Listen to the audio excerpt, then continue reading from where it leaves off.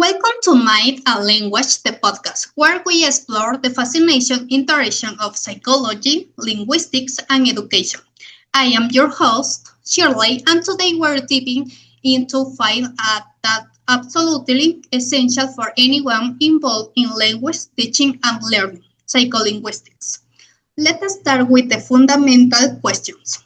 Gabriel, what is psycholinguistics? Well, for me, psycholinguistics is a branch of science that studies the relationship between the human mind and language. It focuses on analyzing how people acquire, understand, produce, and use the language.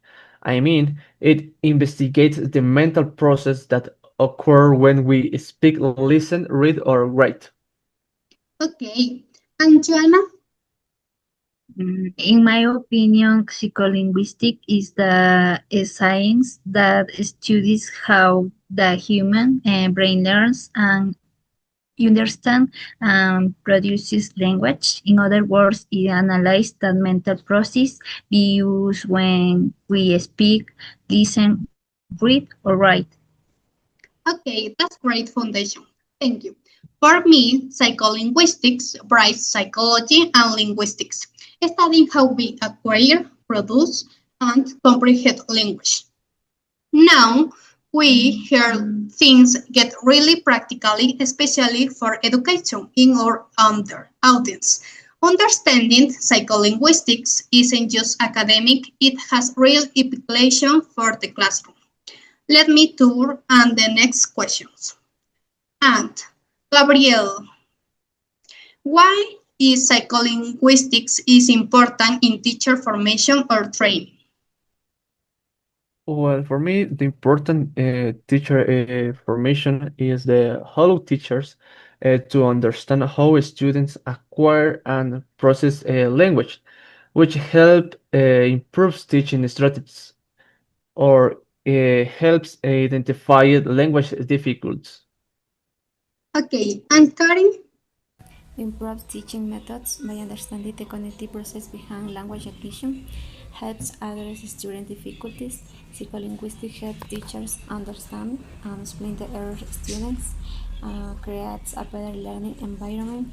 Teachers can use psycholinguistic principles to design engaging and comfortable learning, and supports students with language disorders. Knowledge of psycholinguistics can help teachers recognize and manage language disorders. Absolutely. I'd like to emphasize a few points here. For teachers, psycholinguistics answer practical questions. Why do students make center errors? How does memory affect learning? What's the optimal way to sequence instruction? Understanding these cognitive processes transform how we teach. The most fascinating aspect of linguistics is how it brings together multiple fields of study. It's truly a meeting point of different disciplines, each contribution essential perspective. Let me ask, Joanna, what are the disciplines and subdisciplines that support psycholinguistics?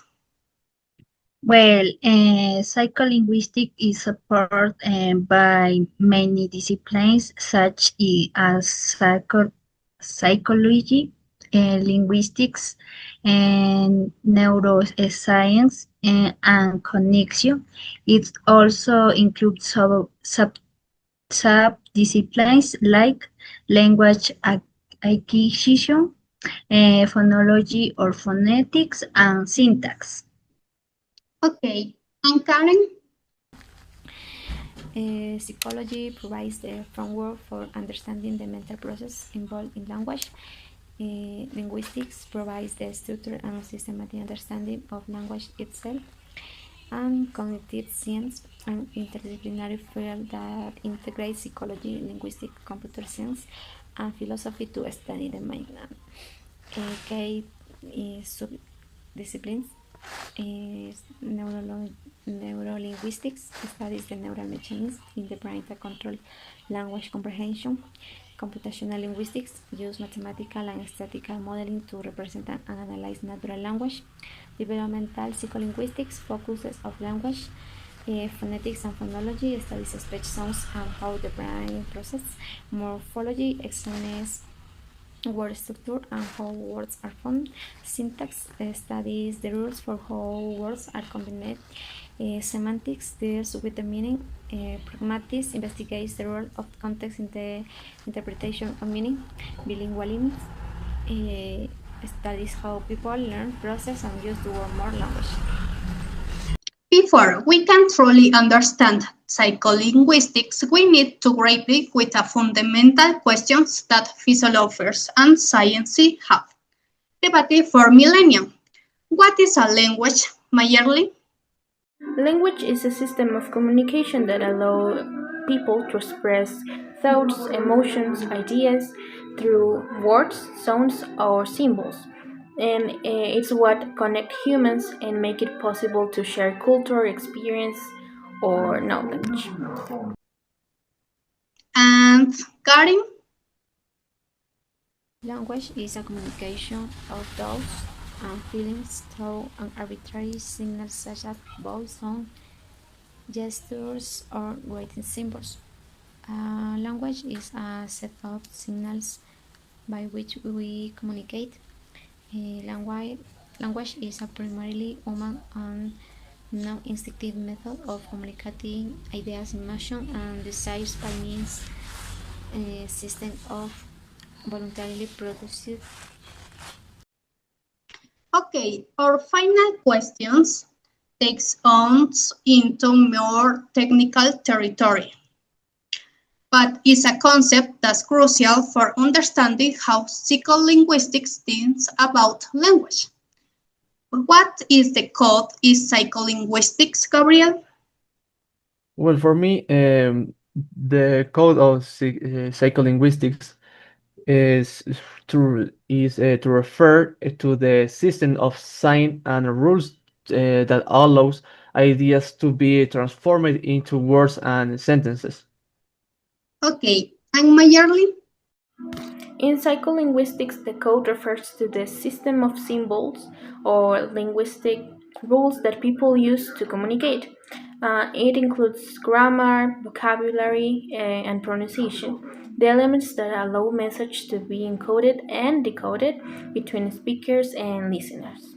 Thank you for that insight. Okay, today we are exploring how psychology writes mind a language, why it's essential for teachers, its interdisciplinary foundation, the nature of language itself, and how code theory illuminates communication process. Thank you to our guests for their spirit, keep questioning, keep learning, and keep marveling and the human capacity for language. Thank you.